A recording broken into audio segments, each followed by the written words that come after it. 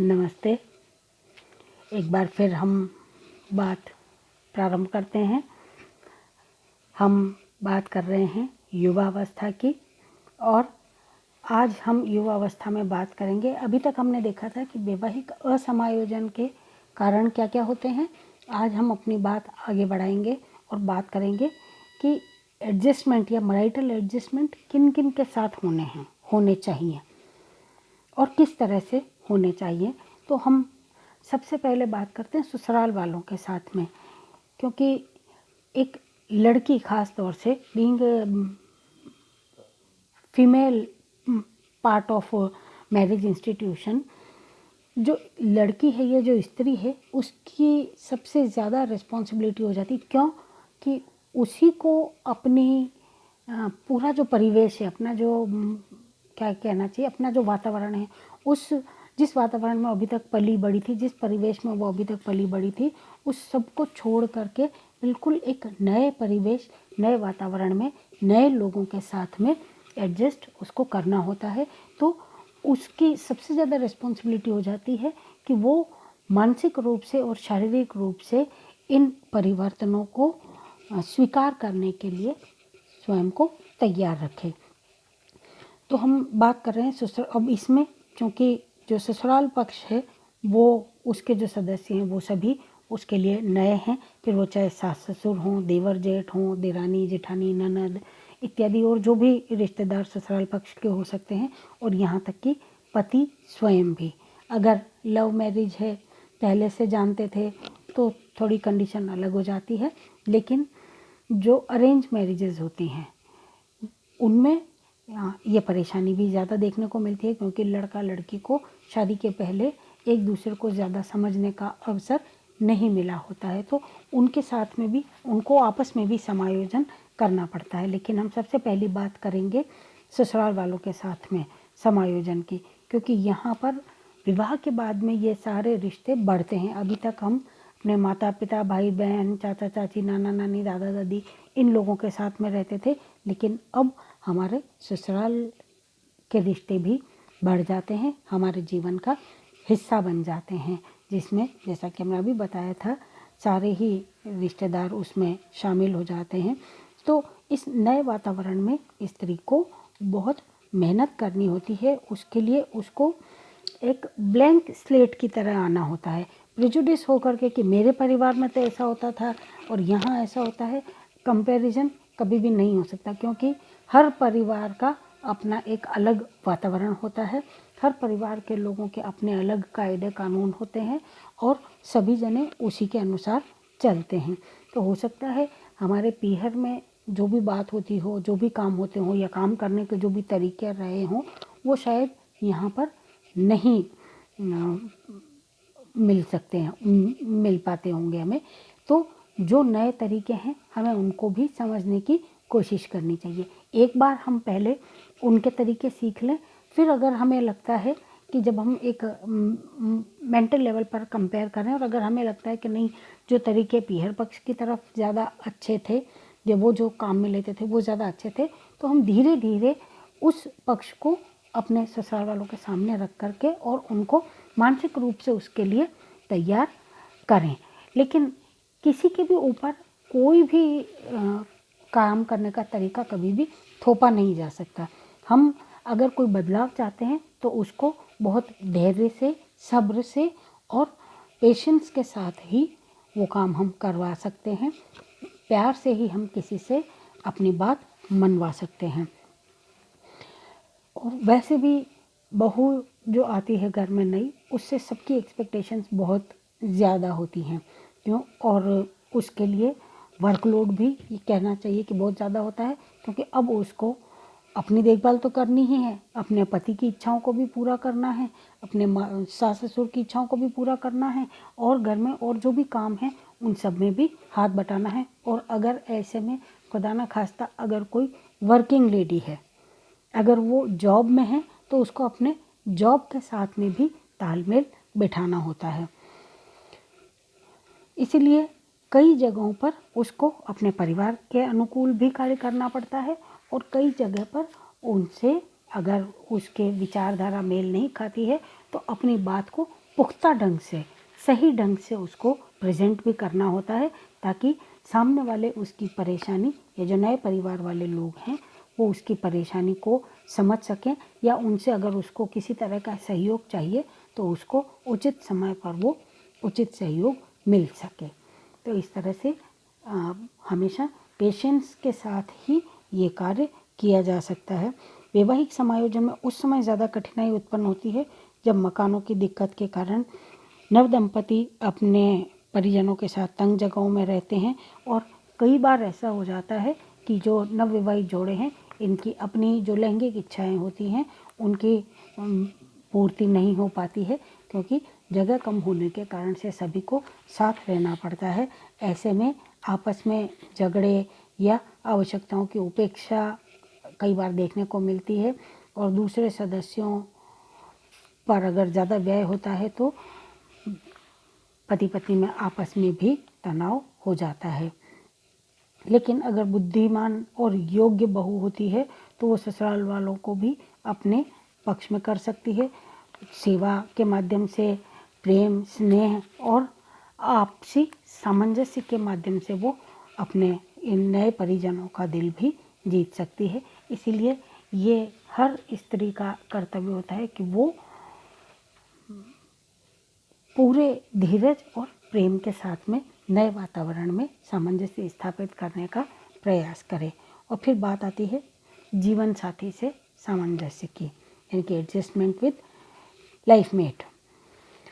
ये सबसे महत्वपूर्ण पार्ट है, क्योंकि जीवन साथी के साथ सामंजस्य बिठाना बहुत ही आवश्यक हिस्सा है। अगर जीवन साथी के साथ समायोजन और तालमेल नहीं है तो एक दूसरे से टकराहट की, आपस में कड़वाहट की गुंजाइश बढ़ जाती है। अगर दोनों पहले से जानते थे, अगर प्रेम विवाह है तो ये संभावनाएं कम हो जाती हैं, क्योंकि दोनों एक दूसरे को पहले से जानते हैं, एक दूसरे की कमियां, एक दूसरे की अच्छाइयों इत्यादि के बारे में उनको पहले से जानकारी होती है। तो अब उनके लिए कोई बात एकदम से नई उनके सामने नहीं है। जो कुछ भी है वो सब उनको पहले से पता था। अगर लड़के में कोई कमी थी तब भी वो पहले से जानती थी, कोई खूबी है तो भी वो पहले से जानती थी। इसी तरह से स्त्री की कोई कमी है तो वो लड़का भी उसको पहले से जानता था।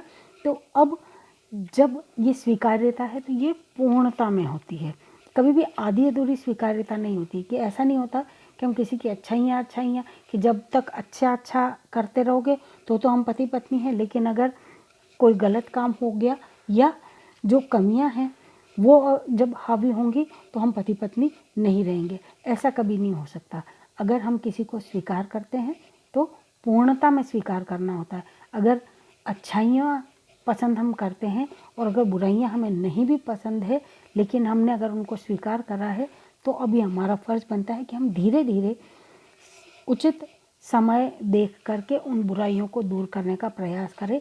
लेकिन एकाएक हम किसी की भी आदत को बदल नहीं सकते हैं। तो जो कमियां पहले से थी उसको लेकर के अब झगड़े नहीं होने चाहिए, उसमें विशेष ध्यान रखने की ज़रूरत होनी चाहिए। दोनों को ही चाहिए कि वो आपसी संबंधों को और परिजनों के साथ के संबंधों में तालमेल बिठाएं। जहां आवश्यकता हो वहां पति अपने परिवारजनों को भी समय दे और आवश्यकता अनुसार पत्नी को भी समय दे।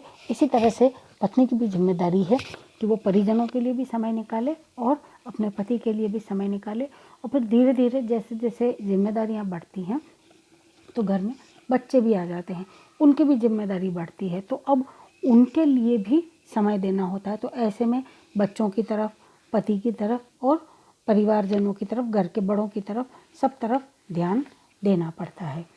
और फिर बात आती है सेक्सुअल एडजस्टमेंट की। वैवाहिक संबंधों को मजबूत बनाने के लिए लैंगिक समायोजन और यौन संतुष्टि का भी बहुत महत्वपूर्ण स्थान है।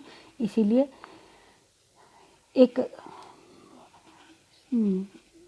सक्सेसफुल दंपति की अगर हम बात कहें तो उनमें आपस में प्रेम, सौहार्द, त्याग, बलिदान, सहिष्णुता इत्यादि की जो भावना है वो प्रचुर मात्रा में होनी चाहिए। एक दूसरे को बहुत अच्छे से अगर चाहते हैं तो उनका जीवन सफल रहता है। भारतीय संस्कृति में क्योंकि स्त्री पुरुषों को शादी से पूर्व यौन शिक्षा बहुत ज़्यादा नहीं दी जाती है, इसीलिए उनमें कई बार ज्ञान का भी अभाव होता है और ऐसे में कई बार आधे अधूरे ज्ञान के कारण से यौन संतुष्टि जो है वो स्त्री और पुरुष दोनों को ही प्राप्त नहीं हो पाती है। ऐसे में और कई बार क्योंकि यौन शिक्षा नहीं थी तो हाइजीन का और हेल्थ और हाइजीन का भी ध्यान उतना नहीं रह पाता है। ऐसे में जो जनन अंग हैं उनमें संक्रमण इत्यादि की भी परेशानी हो जाती है और जब शारीरिक रूप से अगर स्वस्थ नहीं है, चाहे स्त्री हो चाहे पुरुष, तो फिर यौन संबंधों में भी संतुष्टि नहीं आ पाती है और पति पत्नी में आपस में झगड़े बढ़ने लग जाते हैं। तो हमेशा आवश्यकता इस बात की है कि पति और पत्नी कम से कम उन दोनों के बीच में तो सेक्स से रिलेटेड कोई भी परेशानी है, चाहे वो किसी की भी हो, आपस में खुल कर के बात होनी चाहिए ताकि जो कोई भी परिस्थिति है, जो कोई भी परेशानी आई है, उसकी अगर कहीं मेडिकल हेल्प की ज़रूरत है तो वो भी ली जानी चाहिए और आपस में उस आई हुई परिस्थिति का या विकट समस्या का समाधान सही समय पर किया जाना चाहिए। और अगर ये निदान नहीं होता है तो उसका प्रभाव उनके वैवाहिक जीवन पर आता है। और फिर बात आती है माता पिता के उत्तरदायित्व की कि एज ए पेरेंट क्या रिस्पॉन्सिबिलिटीज़ होती हैं। माता पिता के जो जिम्मेदारियां हैं, अब चूँकि वो सिर्फ पति पत्नी नहीं है, अब माता पिता भी बन चुके हैं, तो माता पिता के रूप में उनकी बहुत सी जिम्मेदारियां होती हैं, रिस्पॉन्सिबिलिटीज़ होती हैं कि अपने बच्चों की शारीरिक, मानसिक, भौतिक, आध्यात्मिक, सामाजिक सभी तरह की आवश्यकताओं की पूर्ति करना ये माता पिता की विशेष जिम्मेदारी होती है। क्योंकि बच्चे बहुत छोटे होते हैं, जब बच्चा बिल्कुल पैदा हुआ है तो हर चीज़ के लिए माँ के ऊपर डिपेंड करता है। तो ऐसे में अगर पति सोचे या घर के रिश्तेदार सोचें कि नहीं हमको तो ये समय नहीं दे रही, तो उस समय में जो घर में सबसे ज़्यादा असमर्थ प्राणी है, जो असक्षम है, जिसको सबसे ज़्यादा मदद की ज़रूरत है, वो नया बच्चा होता है जिसको अपनी माँ का पूरा अटेंशन चाहिए होता है। तो ये पति को भी समझने की ज़रूरत है, जो खुद भी अब एक पिता है, उसकी खुद की भी जिम्मेदारी है कि वो अपनी पत्नी का हाथ बटाए। और जो घर के बाकी परिजन हैं, परिवारजन हैं, उनकी भी जिम्मेदारी है कि वो समय अनुसार या अपनी क्षमता के अनुसार उनकी मदद करें ताकि स्त्री जो है वो सिर्फ माँ के रूप में ही नहीं बल्कि अपनी बाकी जिम्मेदारियों की भी पूर्ति आसानी से कर सके। यहाँ जब माता पिता के उत्तरदायित्व की हम बात करते हैं तो सबसे पहली बात आती है कि माता पिता एक आयोजक के रूप में उनको देखा जाता है, यानी कि बच्चे क्या काम करेंगे, कैसे करेंगे, उनका विकास किस ढंग से होना है इत्यादि, इन सब की प्लानिंग माता पिता करते हैं। वो तय करते, क्योंकि जब तक बच्चे सक्षम नहीं होते तब तक वो देखते हैं कि हमें किस तरह की पढ़ाई अपने बच्चों को करवानी है, क्या हमारी क्षमताएं हैं, कितना हम आर्थिक रूप से सक्षम हैं, हम क्या बच्चों के लिए कर सकते हैं इत्यादि इत्यादि। उनकी सब ज़रूरतें, उसके लिए समय, शक्ति और धन इत्यादि को सुनियोजित ढंग से व्यय करके और उनको एक अच्छा नागरिक बनाने की जिम्मेदारी माता पिता की होती है। तो उसकी प्लानिंग भी सारी उन्हीं की होती है। फिर माता पिता एक संगठनकर्ता के रूप में, ऑर्गेनाइज़र के रूप में होते हैं कि वो अपने परिवार को आपस में बांध के रखते हैं, जोड़ करके रखते हैं। कहते हैं ना, हर टीम में एक कैप्टन होता है। इसी तरह से परिवार में भी कोई एक मेंबर जो है वो घर का मुखिया होता है। वो पिता भी हो सकता है या माता हो सकती है। और कई बार हम देखते हैं कि कहने को कोई एक जना है लेकिन वो दोनों एक यूनिट के रूप में काम करते हैं और हमेशा कोई भी निर्णय लेने से पहले आपस में तय करते हैं कि हम क्या कर सकते हैं, क्या नहीं कर सकते हैं, और अकॉर्डिंगली वो अपनी प्लानिंग करते हैं और कार्यों को अंजाम देते हैं। और फिर बात आती है माता पिता एक प्रबंधक के रूप में, यानी कि मैनेजर के रूप में, जो अपने बच्चों की हर आवश्यकता पर नज़र रखते हैं, कौन क्या कर रहा है और कौन अच्छी संगत में है नहीं है, उनकी जो भी सामाजिक, मानसिक, आध्यात्मिक संवेगात्मक विकास के लिए जो वातावरण चाहिए उसको निर्मित करते हैं, बहुमुखी व्यक्तित्व के विकास में सहयोग करते हैं और बालकों के भविष्य को सुंदर एवं सुखद बनाने का प्रयास करते हैं। वो अपने